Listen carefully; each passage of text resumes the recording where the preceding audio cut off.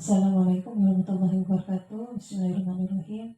Allahumma shalli ala sayyidina Muhammad wa ala ali sayyidina Muhammad. Sahabat-sahabatku, saya ingin bercerita tentang Nabi Sis. Di mana dalam sebuah riwayat dikatakan Nabi Sis itu tinggal di pegunungan. Sementara kaum atau pengikutnya Qabil itu tinggal di lembah. Dan menurut riwayat juga dikatakan bahwa kelompok dari Nabi Sis itu laki-lakinya tampan-tampan, tetapi wanitanya itu tidak cantik. Sementara yang di lembah itu sebaliknya. Kaum dari Qabil itu wanitanya cantik-cantik luar biasa, sementara laki-lakinya tidak tampan seperti itu. Nah, kemudian Nabi Sis ini sudah berpesan kepada kaumnya untuk tidak bercampur baur dengan kaum yang ada di lembah, agar mereka tetap di gunung dan tetap menjalankan syariat-syariat agama. Akan tetapi iblis pun merasa ini adalah celah yang baik agar dirinya itu bisa membuat uh, apa namanya bisa membuat uh, keturunan Nabi Adam mengikuti dirinya. Karena itu menurut riwayat iblis pun menyamar menjadi manusia, di mana dia merayu manusia dengan menciptakan sebuah alat musik. Ada yang mengatakan alat musiknya itu adalah seruling. Nah, dengan seruling ini pun banyak kaum dari Nabi Sis ini yang terpengaruh, merasa terlena dengan musik tersebut, sehingga banyak dari mereka merasa uh, apa namanya ya, merasa kagum dengan iblis ini. Akhirnya dengan kekaguman itu maka diselip-selipkanlah rayuan-rayuan dari iblis ini kepada kaum Nabi Sis untuk melihat apa namanya uh, keadaan yang ada di lembah. Kemudian setelah mereka melihat ternyata sepertinya di lembah itu asik juga. Yang pertama karena di sana itu wanitanya cantik-cantik. Nomor dua, karena di sana sepertinya mereka sangat menikmati hiburan seperti musik. Kemudian dari situlah maka terjadilah perbauran antara kaumnya Nabi Sis dan kaumnya Qabil. Dari berbaurnya mereka itu pun mereka pun terpengaruh, sehingga dikatakan bahwa disitulah terjadi yang namanya perzinahan. Lain cerita dengan yang terjadi di Andalusia. Ini lain waktu ya, waktu yang rentang waktu yang sangat berbeda ini. Di mana dikatakan di Andalusia itu ada seorang yang sangat multi talenta, namanya adalah Ziryat. Ziryat ini sangat multi talenta. Salah satu talenta yang paling sangat populer dari Ziryat itu adalah dia sangat pandai dalam hal bermusik. Di dalam musiknya ini orang pun banyak yang terpengaruh dengan gaya musiknya. Selain itu, selain dari gaya musiknya, akhirnya pun orang-orang mulai melihat gaya dari keseharian dari Ziryat. Jadilah Ziryat ini sebagai patokan fashion di Andalusia pada waktu itu. Di mana Ziryat potongan rambutnya diikuti oleh banyak orang di Andalusia. Gaya berpakaiannya pun juga diikuti oleh mereka karena Ziryat ini termasuk uh, apa namanya ya, model bajunya itu mengikuti sesuai dengan pergantian musim. Sementara orang-orang yang di Andalusia dulunya itu tidak seperti itu. Selain dari model rambut, selain dari bergaya berpakaian, juga dari kosmetik.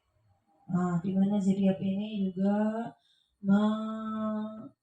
apa namanya mengenalkan yang namanya pasta gigi, yang namanya sabun dan lain sebagainya. Jadi banyak orang sekali yang terkagum-kagum dengan Ziryat dan mulai mengikuti mode dari Ziryat ini, baik dari gaya musiknya, dari gaya fashionnya, dan juga dari uh, gaya-gaya yang lainnya. Dan zodiak ini tidak hanya uh, di situ saja kepintarannya, tapi ada yang mengatakan zodiak ini juga pintar dalam astronomi, dalam uh, ilmu-ilmu sejarah dan lain sebagainya, sehingga zodiak ini sangat sangat dihormati oleh para pembesar-pembesar atau para bangsawan-bangsawan yang ada di Andalusia, termasuk dari pihak-pihak kerajaan yang ada di Andalusia. Nah, inilah yang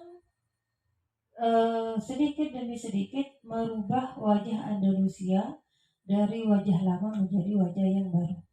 Ada sedikit pro kontra di sini, di mana ada yang mengatakan bahwa Zuriat ini merupakan salah satu orang yang menjadi penyebab mundurnya Andalusia, karena mereka mengatakan bahwa Zuriat ini adalah orang yang mempengaruhi orang-orang di Andalusia sehingga menjadi orang-orang yang mudah terlena dengan musik, hatinya itu mudah rapuh, mudah patah hati, sehingga mereka itu ketika ada sebuah perang, mereka itu mulai ketakutan, mulai merasa tidak berani, mulai merasa putus asa dan lain sebagainya, sehingga ada orang yang mengatakan bahwa zodiak inilah yang menyebabkan kemunduran di Andalusia.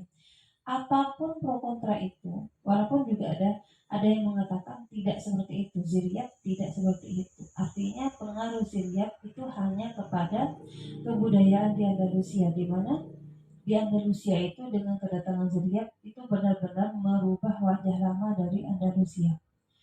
Akan tetapi uh, dari riwayat-riwayat ini tentu saja ada yang pro kontra dari riwayat-riwayat ini. Akan tetapi yang ingin saya ajak adalah bahwa ternyata musik itu punya pengaruh besar terhadap diri kita maupun kehidupan di sekeliling. Saya tidak mau menghakimi musik itu sendiri, tidak, tapi saya ingin mengajak agar kita bisa memilih dan memilah mana musik yang bisa kita jadikan sebagai hiburan dalam diri kita, sehingga itu bisa penyemangat dalam kita, dan juga mana yang seharusnya musik-musik yang harus kita hindari. Jangan sampai kita mendengarkan musik yang tidak baik, musik yang mengandung konotasi negatif, musik yang mengajak kepada hal-hal yang keburukan. Mungkin kita berpikir, itu kan cuma musik. Tetapi ingat, musik yang selalu kita dengarkan setiap hari dan itu adalah musik-musik yang tidak baik, musik-musik yang mengajak kepada keburukan yang konotasinya negatif, maka setiap hari lalu berganti bulan berganti tahun itu akan menjadi mindset di dalam otak kita, dan otak kita pun akan mulai terpengaruh. Karena itu lebih bijaklah dalam mendengarkan musik. Dengarkanlah musik-musik yang memang membuat kita bersemangat, yang membuat hidup kita terarah, yang membuat hidup kita lebih positif, berpikiran lebih ke depan. Karena menurut saya banyak sekali musik-musik yang seperti itu, yang bisa membuat hati kita tenang, yang bisa membuat kita bahagia, seperti itu. Banyak sekali musik-musik yang seperti itu. Sehingga dengan kita mendengarkan musik itu, terciptalah mindset-mindset di otak kita, sesuatu yang hal-hal yang positif. Sehingga hidup kita pun menjadi hidup yang lebih positif, menjadi hidup yang lebih baik, menjadi hidup yang lebih bagus lagi ke depannya. Karena tanpa kita sadari, otak kita itu juga akan terpengaruh oleh lingkungan-lingkungan yang ada di sekitar kita. Apa yang kita lihat, apa yang kita dengarkan, apa yang kita rasakan, itu juga akan berpengaruh terhadap otak kita, terhadap pemikiran kita, terhadap akal kita, yang tentu saja itu juga akan mempengaruhi kepada jiwa kita. Sahabat-sahabatku, hanya ini yang bisa saya sampaikan. Semoga kita bisa menyaring dengan baik musik yang baik dan musik yang buruk, sehingga kita pun pikiran kita pun menjadi lebih positif. Ini Allah a'lam bishawab. Wassalamualaikum warahmatullahi wabarakatuh.